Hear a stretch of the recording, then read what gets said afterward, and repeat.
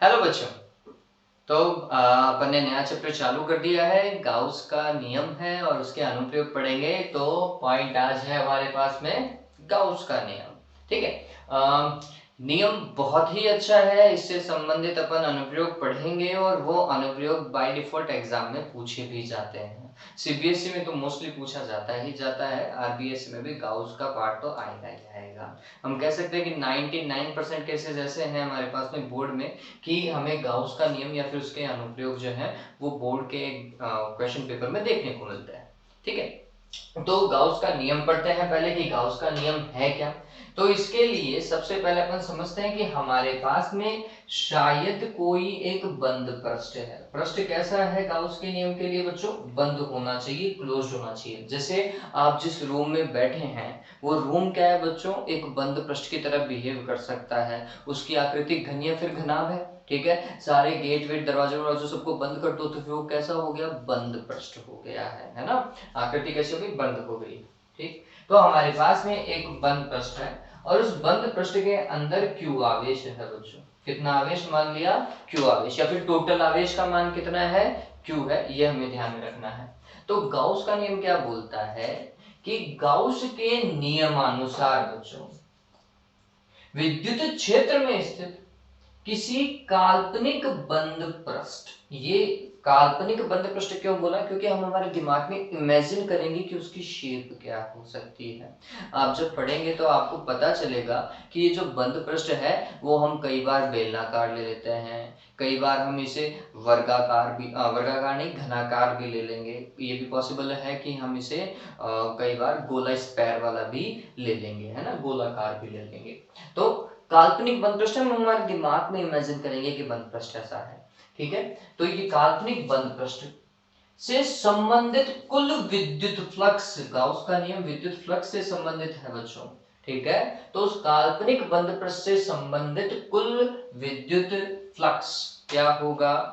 उस काल्पनिक बंद पृष्ठ में उपस्थित कुल आवेश, कुल आवेश तथा निर्वात की विद्युतशीलता, निर्वात की विद्युतशीलता कौन सी होती है? निरपेक्ष विद्युतशीलता एप्सिलॉन नॉट, इनके अनुपात के तुल्य होता है। देखो वापस से मैं रिपीट कर रहा हूं, गाउस का नियम क्या बोल रहा है, मैं लिख भी दे रहा हूं। गाउस के नियमानुसार विद्युत क्षेत्र में स्थित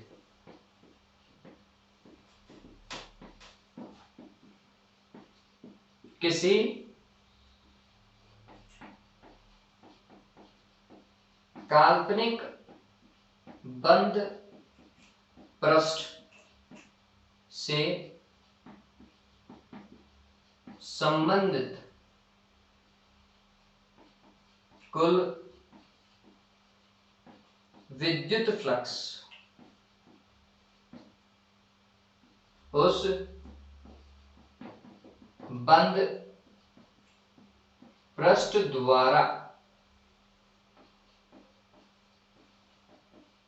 परिबद्ध कुल आवेश तथा निर्वात की विद्युतशीलता कितनी है? एप्सिलॉन नॉट की निष्पत्ति, निष्पत्ति को आप अनुपात भी कह सकते हैं बच्चों, है ना, निष्पत्ति या फिर अनुपात के तुल्य होता है, के तुल्य होता है। इसका मतलब समझो बच्चों, गाउस का नियम ये बोल रहा है कि विद्युत फ्लक्स का लेना देना सिंपली एक क्वांटिटी से है। वो क्वांटिटी कौन सी है बच्चों? आवेश, विद्युत आवेश। अगर किसी बंद पृष्ठ के अंदर आवेश है तो उस बंद पृष्ठ से विद्युत फ्लक्स भी देखा जाएगा। लेकिन अगर किसी बंद पृष्ठ में कुल आवेश ही शून्य है या आवेश है ही नहीं तो फिर विद्युत फ्लक्स का मान क्या हो जाएगा? उस बंद पृष्ठ के लिए शून्य हो जाएगा। ये बात ध्यान रखना। आवेश है तो विद्युत फ्लक्स निकाला जाएगा, आवेश नहीं है तो विद्युत फ्लक्स का मान कितना हो जाएगा? जीरो हो जाएगा। ये बात ध्यान में रखिएगा। ये किसने बताया है? गाउस ने बताया। इसको लिखने का तरीका बहुत सारी किताबों में अलग अलग है सर, हो सकता है। देखिए इसको मैं शायद ऐसा भी लिख सकता हूँ, Q इंटू 1/ε0 लिख सकते हैं। तो अब देखो इसको और कैसे पढ़ा जा सकता है या लिखा जा सकता है वो समझिए। ये क्या बोल रहा है, विद्युत क्षेत्र में स्थित, गाउस के नियमानुसार विद्युत क्षेत्र में स्थित किसी काल्पनिक बंद पृष्ठ से संबंधित कुल विद्युत फ्लक्स, किसी काल्पनिक बंद पृष्ठ से संबंधित कुल विद्युत फ्लक्स, उस बंद पृष्ठ द्वारा परिबद्ध कुल आवेश तथा 1/ε0 के गुणनफल के तुल्य होता है। आप ऐसा भी लिख सकते हैं, ऐसा भी बुक्स में लिखा जाता है। ठीक, ये कब, निर्वात में। ठीक है, ये वाला नियम हम Q डिवाइडेड बाय ε0 कब देखेंगे फ्लक्स के लिए, निर्वात में देखेंगे। यदि निर्वात ना हो, निर्वात नहीं हो, माध्यम हो, तो माध्यम के अंदर यही नियम, मतलब गाउस का नियम हो जाएगा Q डिवाइडेड बाय ε0 और ε परावैद्युतांक का भी क्या लग जाएगा, इसके अंदर भाग लग जाएगा। अब ये समझिए कि अगर परावैद्युतांक का भाग लग रहा है तो इसका मतलब फ्लक्स के मान में कमी आएगी या वृद्धि होगी। भाग लग रहा है तो सीधी सी बात है कमी आने वाली है। ये बात ध्यान में रखें। ठीक है, तो ये बात ध्यान में रखिएगा कि माध्यम के अंदर विद्युत फ्लक्स क्या हो जाता है, कम हो जाता है। ठीक, और ये थोड़ा सा अपने दिमाग में रखिए बच्चों कि ये जरूरी नहीं है, समझना इस चीज को, कि अगर किसी स्थान से संबंधित विद्युत फ्लक्स जो है वो अगर शून्य है तो वहां पर विद्युत क्षेत्र भी शून्य होगा। ये जरूरी नहीं है, इस चीज को ध्यान में रखिएगा। क्यों जरूरी नहीं है कि वहां पे विद्युत क्षेत्र शून्य नहीं हो? ठीक, क्योंकि हम जब एक विद्युत फ्लक्स का फॉर्मूला और पढ़ते हैं, क्या पढ़ा था हमने, E.S, ऐसा पढ़ा था, नहीं पढ़ा था? ठीक है, तो विद्युत फ्लक्स के शून्य होने का एक अन्य कारण देखो, एक तो आवेश शून्य है, दूसरा विद्युत क्षेत्र जो है वो अगर लंबवत हो किसके, क्षेत्रफल सदिश के, तब भी फ्लक्स कैसा होगा, शून्य होगा। ठीक है, ये बात ध्यान में रखना। लेकिन ये बात ऐसा मत समझ लीजिएगा कि फ्लक्स शून्य है तो इसका मतलब विद्युत क्षेत्र भी शून्य होगा। नहीं बच्चों, ये जरूरी नहीं है कि फ्लक्स शून्य है तो विद्युत क्षेत्र भी शून्य होगा, ऐसा हम हर बार नहीं कह सकते। ठीक है, हाँ बहुत सारे केस में हो सकता है कि विद्युत क्षेत्र शून्य है इसलिए फ्लक्स शून्य था, लेकिन हमेशा ही ऐसा हो ये जरूरी नहीं है। ठीक है, तो अगर फ्लक्स शून्य है तो इसका मतलब उसके पास में कुल आवेश जो है वो शून्य है, ये बिल्कुल सही बात है। ये नेट आवेश जो है वो शून्य होगा, ये बात ध्यान में रखिएगा। ठीक है, चलिए, तो ये समझ में आ गया होगा कि ये फ्लक्स क्या है। अब देखो इससे बहुत इंटरेस्टिंग चीजें निकलने वाली है। ठीक, अब अपन ये समझते हैं कि अगर ये गाउस का नियम ऐसा है बच्चों, तो इससे सिंपल सवाल कैसे आ सकते हैं। देखिए, तो इसके लिए अपने पास में 3-4 पैटर्न हैं जिनसे न्यूमेरिकल पूछा भी जाता है, कई बार तो फार्मूला ही पूछ लेता है। तो अपन फार्मूला डिजाइन कर रहे हैं कि वो फार्मूला क्या बन सकता है। देखिए बच्चों कि लेट्स सपोज करते हैं कि गाउस का नियम जो है उसके कुछ एक नियम है, मतलब वो कुछ पर्टिकुलर महत्वपूर्ण बिंदु हैं जिनका उपयोग आपको गाउस का नियम को यूज करते हुए दिमाग में रखना पड़ेगा। जैसे पहला, कुल आवेश क्या होगा, तो हम बोलते हैं कि जब हम गाउस का नियम पढ़ रहे हैं फाई इज इक्वल्स टू लिखते हैं Q डिवाइडेड बाय एप्सिलॉन, इसे हम समेशन Q भी लिख सकते हैं। आवेशों का बीजगणितीय योग है बच्चों, ये बात ध्यान में रखना। तो जो कुल आवेश होगा आपको निकाय का उसके अंदर प्लस का आवेश भी देखना पड़ेगा और माइनस का आवेश भी देखना पड़ेगा। प्लस को प्लस के साथ में लिखो और माइनस को माइनस के साथ में लिखो, तो हम बोलेंगे कि कुल आवेश जो है आवेशों के बीजगणितीय योग को प्रदर्शित करता है, पहला बिंदु। ठीक है, दूसरा, वो जो आप पढ़ रहे हैं कि बंद पृष्ठ, ये जो बंद पृष्ठ की परिकल्पना है बच्चों, ये बात ध्यान रखना, ये पूर्णतः काल्पनिक है। इसे गाउसीय बंद पृष्ठ भी बोलते हैं। इसका आकार स्वैच्छिक होता है, ये बात ध्यान रखना, आपके मन में आए वैसा आकार ले सकते हो आप। ठीक है, सामान्यतः जब हम अनुप्रयोगों को पढ़ेंगे तो इसका आकार हम बेलनाकार भी लेंगे, इसका आकार हम गोलाकार भी ले सकते हैं, इसका आकार हम घनाकार भी ले सकते हैं। ठीक है, लेकिन ये पूर्णतः स्वैच्छिक है, ये बात आपको ध्यान में रखनी पड़ेगी। फिर तो आकार कैसा भी हो सकता है, स्वैच्छिक आकार, स्वैच्छिक बंद पृष्ठ। ठीक है, तीसरा इसका जो महत्वपूर्ण बिंदु है बच्चों वो ये है कि आवेश जो है वो उस काल्पनिक बंद पृष्ठ से परिबद्ध होना चाहिए। इसका मतलब ये कि विद्युत फ्लक्स उसी आवेश से देखा जाएगा जो बंद पृष्ठ के अंदर होगा। ठीक है, बंद पृष्ठ के बाहर कितना भी आवेश हो उससे विद्युत फ्लक्स का कोई लेना देना नहीं होगा। जैसे कि इस पेन से मैं कितना लिख सकता हूं वो डिपेंड करता है कि इस पेन में जो इंक है वो कितनी है। इस पेन के बाहर चाहे इंक कितनी फैली हो उससे तो ये नहीं लिख पाएगा। इससे इस पेन से लिखने के लिए कौन सी इंक इंपॉर्टेंट है, जो इस पेन के अंदर है। ठीक है, ऐसे ही जब हम विद्युत फ्लक्स की बात करते हैं तो भी ऐसा ही देखा जाता है कि किसी भी परिबद्ध क्षेत्रफल से विद्युत फ्लक्स कितना होगा तो उस परिबद्ध क्षेत्रफल में आवेश कितना है वो आवेश परिबद्ध क्षेत्रफल के अंदर होना चाहिए, बाहर चाहे कितना भी हो उससे विद्युत फ्लक्स का कोई लेना देना नहीं है। तो ये बात ध्यान में रखना कि विद्युत फ्लक्स जो है वो काल्पनिक बंद पृष्ठ में उपस्थित आवेश पर निर्भर करता है, बाहर के आवेश पर नहीं। फिर चौथा पॉइंट, आवेश की स्थिति पर निर्भर नहीं करेगा। मतलब लेट सपोज करो जिस रूम में मैं इस समय ये लेक्चर बना रहा हूं उस रूम के अंदर आवेश बिल्कुल बीचों बीच भी हो सकता है, तो वो थोड़ा सा किनारों के पास में भी हो सकता है, लेकिन वो रूम के अंदर होना चाहिए। ऐसा नहीं है कि रूम की दीवार के ऊपर है। ठीक है, तो फिर अपन को मेथड थोड़ा सा चेंज करना पड़ेगा, निकाला तो तब भी जाएगा लेकिन मेथड चेंज करना पड़ेगा। तो गाउस का नियम बोलता है कि आवेश अंदर है, अंदर कहीं पर भी हो सकता है, वो किनारों के पास में हो सकता है, वो बीचों बीच हो सकता है, वो इस दीवार के पास में हो सकता है। ठीक है, वो बीच में भी हो सकता है, फ्लक्स उतना ही रहेगा। फ्लक्स का मान जो है वो डिपेंड नहीं करता कि आवेश कहां स्थित है। ठीक है, फ्लक्स का मान इस चीज पर भी निर्भर नहीं करता कि आपने बंद पृष्ठ का आकार कैसा लिया है, बंद पृष्ठ का क्षेत्रफल क्या है, उस पर भी विद्युत फ्लक्स निर्भर नहीं करता है, ये बात ध्यान में रखिएगा। ठीक है, विद्युत फ्लक्स सिर्फ आवेश पर निर्भर कर रहा है जो कि अंदर की ओर है। ठीक है ये बात। तो ये बात ध्यान में रखिएगा, विद्युत फ्लक्स का लेना देना बंद पृष्ठ के आकार और क्षेत्रफल से नहीं होता है। ठीक है, फिर नेक्स्ट जो है हम बोल रहे हैं कि यदि बंद पृष्ठ के अंदर कुल आवेशों का बीजगणितीय योग शून्य है तो फ्लक्स भी शून्य होगा। इसका मतलब क्या है, लेट सपोज करो कि किसी बंद पृष्ठ के अंदर 2 माइक्रोकूलम माइनस का इधर है, 2 माइक्रोकूलम प्लस का इधर है। कितना आवेश हो गया, दोनों को जोड़ेंगे तो टोटल आवेश शून्य। टोटल आवेश अगर शून्य, आवेश तो था लेकिन एक प्लस का एक माइनस का तो कैंसिल हो गया। ठीक है, तो टोटल आवेश अगर शून्य है तो इससे संबंधित ये जो बंद पृष्ठ है, इस बंद पृष्ठ से संबंधित विद्युत फ्लक्स का मान भी कितना होगा, शून्य होगा। ये बात ध्यान में रख लीजिए। ठीक है, इस चीज को ध्यान में रखिए कि अगर कुल आवेश शून्य है तो विद्युत फ्लक्स भी क्या होगा, शून्य होगा। फिर ये जो गाउस का नियम है बच्चों, ये बात ध्यान रखें, जहां पर कूलाम के नियम की पालना होती है, कूलाम का नियम मतलब व्युत्क्रम वर्ग नियम, कूलाम का नियम व्युत्क्रम वर्ग नियम का पालन करता है, तो इसका मतलब गाउस का नियम भी कौन से नियम का पालन करता है, व्युत्क्रम वर्ग नियम का पालन करता है। ठीक है, ये बात ये समझ में आ गया होगा। चलिए, तो ये व्युत्क्रम वर्ग नियम का पालन करेगा, ये ध्यान रखिएगा।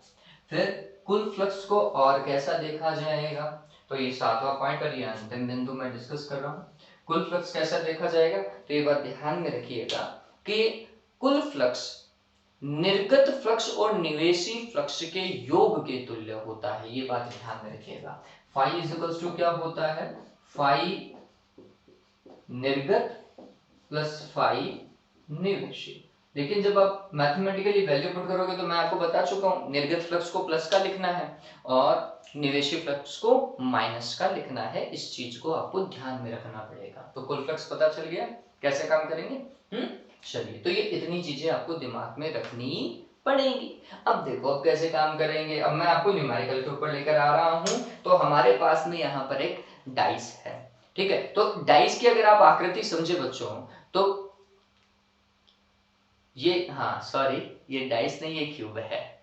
ठीक है, तो अगर डाइस की आकृति अगर आप समझें या फिर क्यूब की आकृति अगर आप समझें, तो ये घनाकार होता है ना, सारे इसके जो फलक हैं वो समान आते हैं। जितना क्षेत्रफल इस फलक का है उतना का उतना इस फलक का भी है, उतना का उतना इस फलक का भी, सभी फलकों का क्षेत्रफल इसका समान होता है, घन हो गया। ठीक है, तो अब समझिए कि अगर ये आवेश, देखो अब मैं आपको क्वेश्चंस के ऊपर लेकर के जा रहा हूं।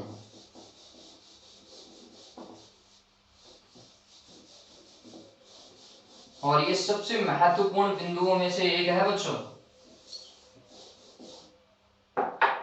तो केस फर्स्ट अपन डिस्कस कर रहे हैं।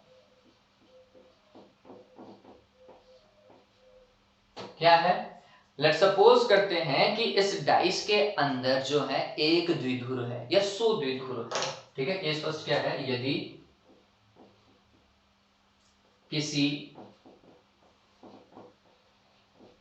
घन में n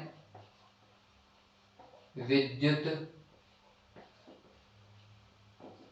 द्विध्रुव है, तो आपको ये पता होना चाहिए बच्चों कि विद्युत द्विध्रुव में एक प्लस का आवेश होता है और एक माइनस का आवेश होता है। अगर प्लस का और माइनस का आवेश दोनों का परिमाण भी समान होता है तो कुल आवेश कितना होगा विद्युत द्विध्रुव का? समेशन क्यू बराबर कितना बच्चों? 0। ये बात ध्यान में रखें। अगर कुल आवेश शून्य है तो फिर उस स्थिति में घन से संबंधित फ्लक्स, घन से संबंधित फ्लक्स फाई भी कितना होगा? 0 होगा। क्यों? क्योंकि आवेश कितना है? शून्य है। ये बात समझ में आई? तो हमने बोला कि कुल आवेश शून्य था, द्विध्रुव है। अब द्विध्रुव चाहे एक हो चाहे हजार हो, चूंकि एक द्विध्रुव का कुल आवेश शून्य है तो 1000 द्विध्रुव का भी कुल आवेश बच्चों शून्य ही होगा। ये बात ध्यान में रखना। तो अगर कुल आवेश शून्य है तो फिर उस घन से संबंधित फ्लक्स का मान भी कितना होगा? शून्य होगा। ये ध्यान में रखें। फिर इसके बाद में नेक्स्ट केस देखते हैं। यदि घन के केंद्र पर Q आवेश स्थित, कहां पर स्थित है? अब आवेश घन के केंद्र पर स्थित है। कहां पर स्थित है? घन के केंद्र पर। तो पहले तो अपन घन को अज्यूम करते हैं। ठीक है, ये जैसे डाइस है ना अपना, वो घन ही तो हुआ, सॉरी ये क्यूब है।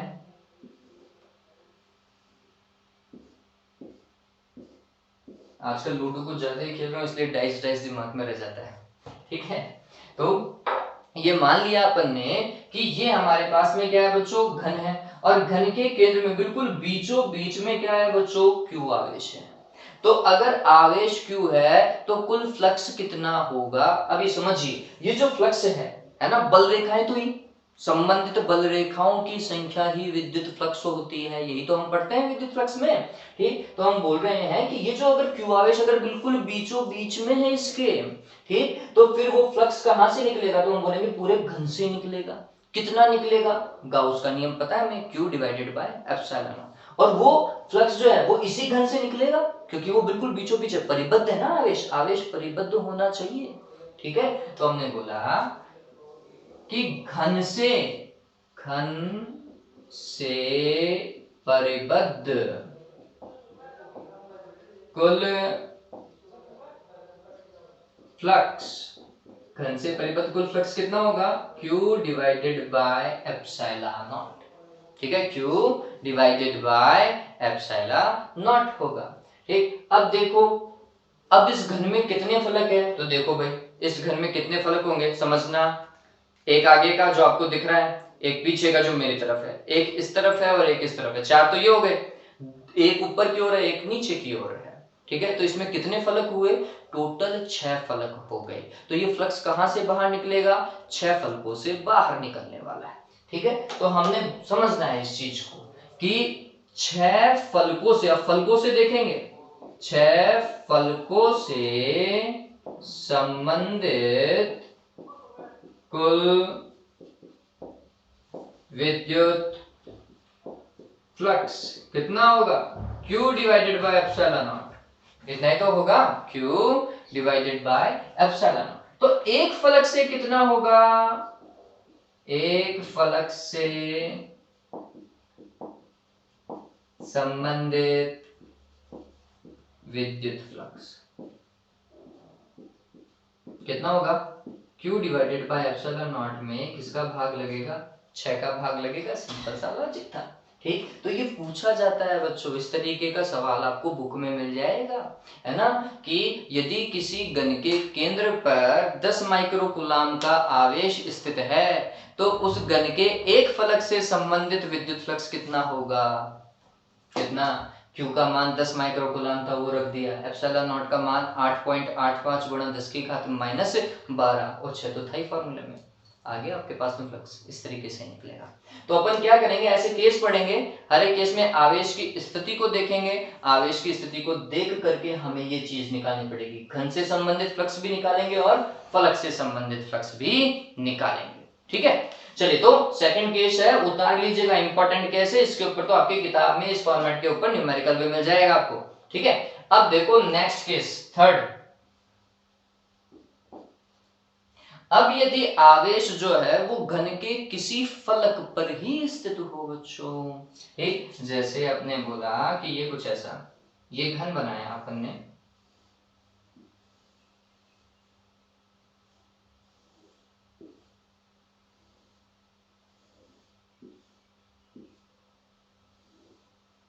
और आवेश जो है आप केंद्र पर स्थित नहीं है, अब कहां पर है, फलक पर। अब ये ध्यान में रखो, आवेश छोटा होगा और कोई भी बहुत छोटी चीज होती है ना उसे गोलाकार मानते हैं, सममित आकृति मानेंगे। तो अभी समझिए, ये घन है मेरे पास में, और हमने बोला कि घन के ये जो ये बीच वाला भाग है ना, यहाँ पर हमने कहा रख दिया, ये फलक हो गया, एक फलक है, इस फलक पर हमने क्या रख दिया, आवेश रख दिया। तो एक गोला मान लो, कांच की गेंद मान लो, कांच की गेंद यहाँ पर अगर रखी हुई है तो बच्चों वो कांच की गेंद क्या अंदर है क्या घन के, आंसर है अंदर तो नहीं है, उसका कुछ भाग अंदर है, कुछ भाग हवा में बाहर की ओर है। और अगर गाउस का नियम लगाना है तो हमारा बंद पृष्ठ जो है वो आवेश जो बंद पृष्ठ में होना चाहिए, यहाँ पर तो आवेश बंद पृष्ठ में है नहीं, तो हमें बंद पृष्ठ बनाना पड़ेगा।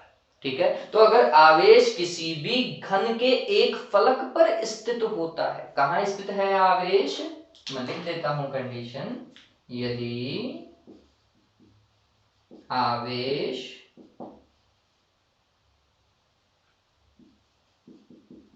घन के फलक पर स्थित हो।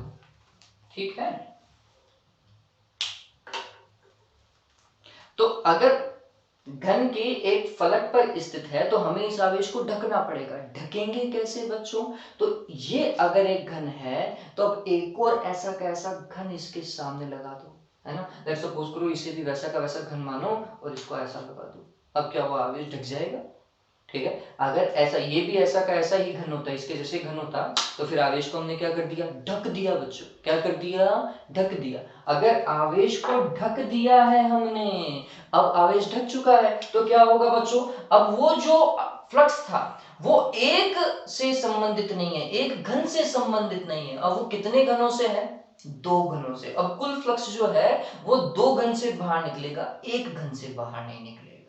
ठीक है, दो घनों में कुल कितना आवेश है, क्यू आवेश ही था, क्योंकि हमने फलक पे क्यू आवेश ही रखा है।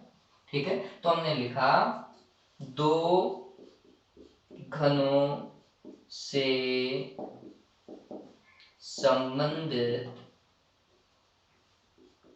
कुल फ्लक्स कितना, Q divided by epsilon not. तो एक घन से कितना होगा, एक घन से संबंधित विद्युत फ्लक्स, एक घन से कितना होगा, दो का भाग लग जाएगा क्या, पता चल गया एक घन से कितना आया।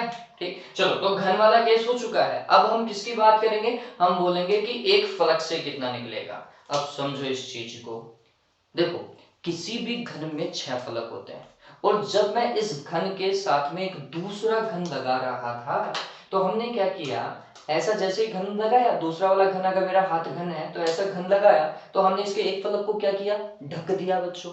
अब बाहर कितने फलक देख रहे हैं, तो अगर एक फलक ढक गया है तो बाहर कितने देखेंगे, तो बच गए 6 में से एक ही तो ढका, बाहर कितने हो गए, 5 हो गए, तो एक घन के 5 फलक बाहर है।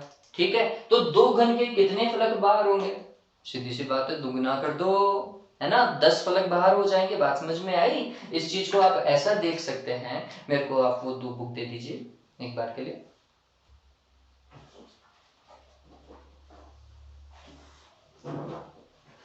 इस चीज को अपन ऐसा देख सकते हैं बच्चों कि अगर ये एक फलक है ना, तो इस फलक को ढकने के लिए हमने एक और दूसरा घन ऐसा ले लिया, हालांकि यहाँ पर घनाभ है तो ऐसा ढक लिया। तो समझिए कि एक घन में 6 फलक होते हैं बच्चों। यहाँ पर अपन बोल रहे हैं कि हमने ये ढक दिया और इस वाले का ये ढक गया, ठीक। तो 2 घन में होने चाहिए 12 फलक, ठीक है। और कितने ढक गए, इसका एक और इसका एक, 2 ढक गए।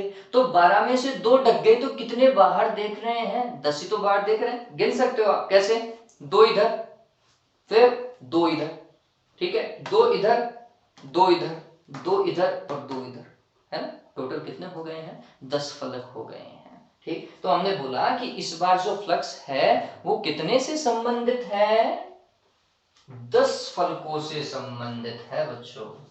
तो ये कैसा, ऐसा लिखेंगे,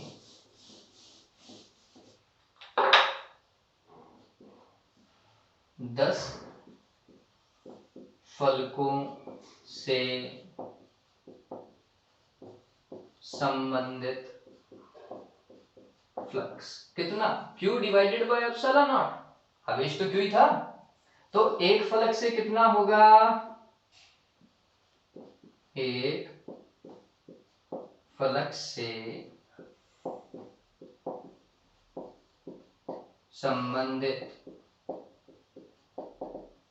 फ्लक्स कितना हो जाएगा, Q divided by epsilon not, और ये जो 10 है इसका क्या लग जाएगा बच्चों, भाग लग जाएगा, ठीक है। तो 1/10 Q divided by epsilon not. बात समझ में आ गई, इतना एक फलक से संबंधित फ्लक्स होगा, ठीक। तो अब अपन ने कहां पर देखा है बच्चों, जब वो कहां पर था आवेश, फलक के ऊपर स्थित था। अब आवेश जो है इसकी एक एज पर भी तो हो सकता है ना, किनारों पर, ठीक है। तो हमने यही बोलना है। अब नेक्स्ट केस की बात कर रहा हूं मैं, केस कौन सा, 4th होगा बच्चों।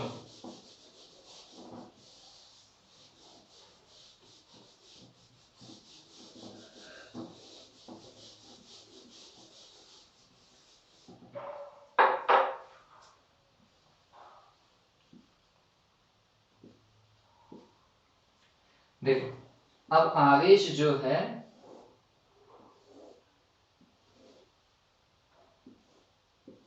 वो एजेस के ऊपर है,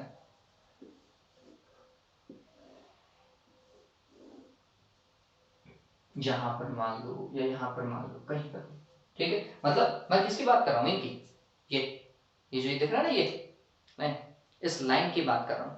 अगर यहां पर आवेश स्थित है, इस लाइन के ऊपर आवेश स्थित है, तो अगर आवेश यहां पर स्थित है तो समझिए आवेश अगर यहां पर स्थित होगा तो ढका हुआ तो है नहीं, क्योंकि एक घन तो उसे ढक नहीं सकता।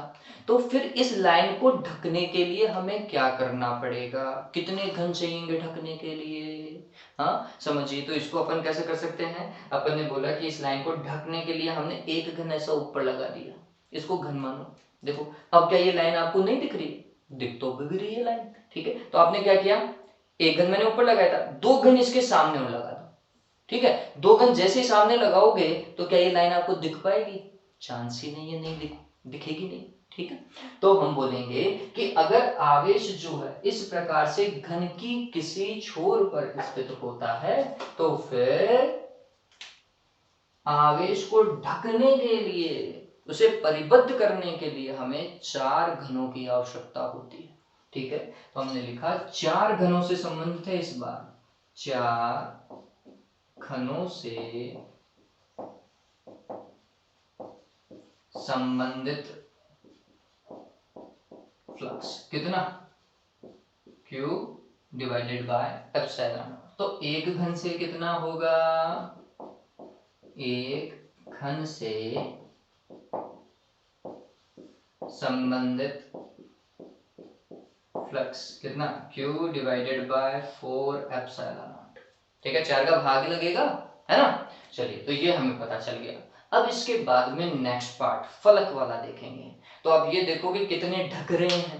अब थोड़ा दिमाग लगाना पड़ेगा बच्चों, मेरे पास में इतने सारे घन नहीं है, ठीक है। तो अपन ने दिमाग लगाया, अपन ने 4 यूज किए थे, तो एक ऐसा रखा हुआ है और एक ऐसा रखा हुआ है। जैसे ये एक ऊपर रखा बच्चों, तो इस वाले का कौन सा फलक ढक गया, एक ढक गया है, ठीक, फिर एक ऐसा आगे और रखूंगा और एक ऐसा ऊपर और रखूंगा। तो जैसे मैं एक आगे की ओर रखूंगा ये वाला फलक भी तो ढक जाएगा।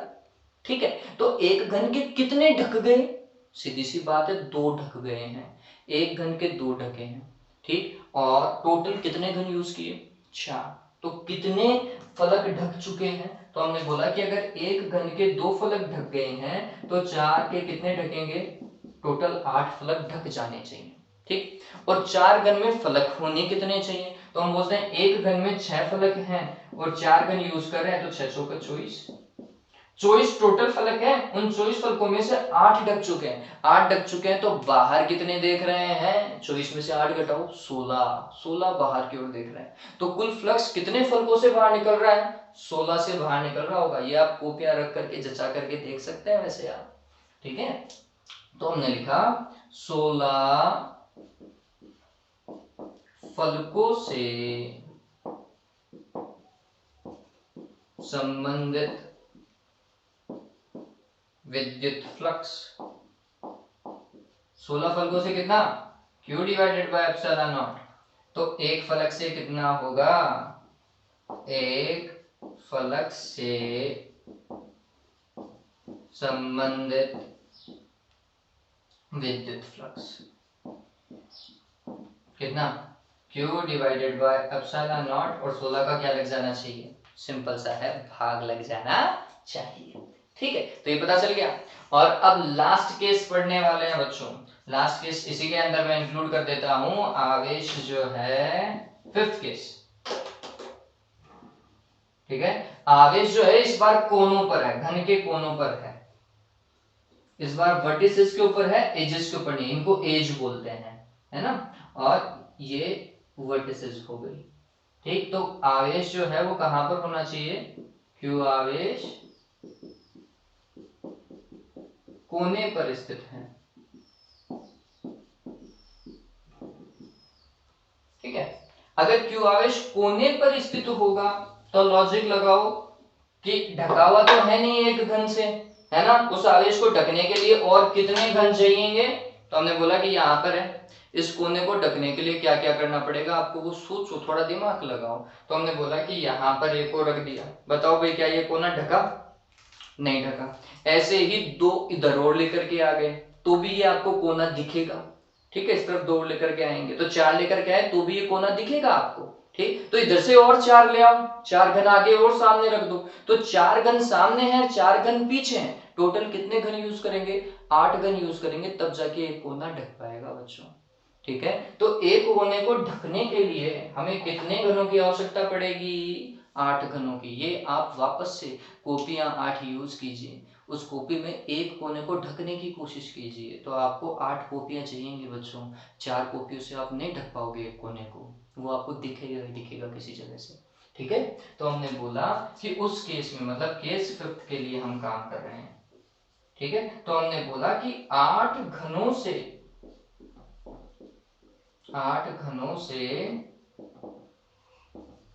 संबंधित विद्युत फ्लक्स कितना? Q divided by epsilon not. तो एक घन से कितना होगा?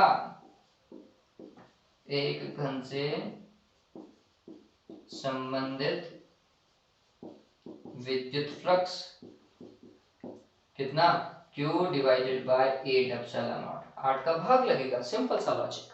ठीक है, अब नेक्स्ट चलते हैं फलक के ऊपर। तो फलक के लिए देखिए कि कितने तो फलक हैं।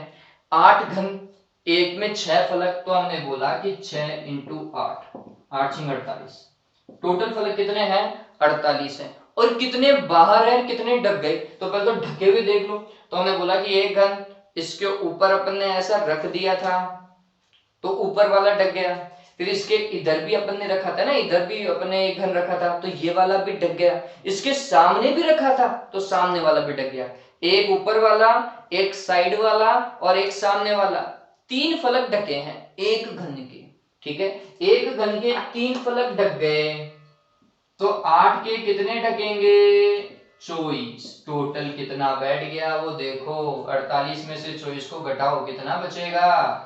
24। 24 फलक ऐसे होंगे जो कहाँ की ओर देख रहे हैं बच्चों? बाहर की ओर देख रहे हैं। तो कुल फ्लक्स भी कितने फलकों से बाहर की ओर निकलेगा? 24 फलकों से बाहर की ओर निकलेगा। तो अपन ने क्या लिखा? 24 फलकों से संबंधित फ्लक्स, फलकों से संबंधित फ्लक्स कितना? Q divided by epsilon not, total flux. ठीक है, तो एक फलक से संबंधित फ्लक्स कितना होगा? Q divided by 24 epsilon not. इस तरीके से। और ये जो मैं बता रहा हूं बच्चों, इसके ऊपर सवाल आता है बकायदा, ये बात ध्यान में रखिएगा। इन पैटर्न्स के ऊपर सवाल बहुत बार पूछा जाता है, कॉम्पिटिटिव एग्जाम में पूछा जाए, आपकी एनसीईआरटी, सीबीएसई के एग्जाम में, आरबीएसई के एग्जाम में पूछा जाता है इन पैटर्न के ऊपर। वो जो सबसे वाला पहला और दूसरा पैटर्न ना, जब अपन ने विद्युत द्विध्रुव रखा था तो शून्य फ्लक्स लिखा था।